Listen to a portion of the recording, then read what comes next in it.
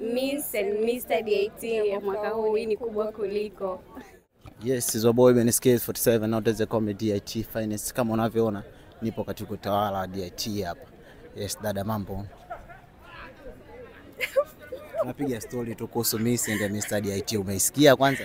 Nimeisikia ndio. Dada umesikia Miss and Mr. DIT? Sasa vipi umeshachukua form kwanza? Form ya nini? Ya Miss and Mr. DIT.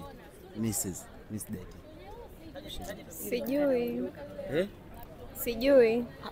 Mpaka saizi hujui ushachukua? Ushachukua?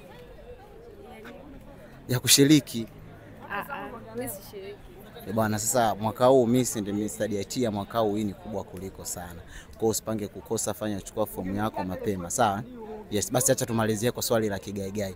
Eti kati ya rafiki yako wa karibu na bodaboda wako nani ambaye anabeba siri zako nyingi?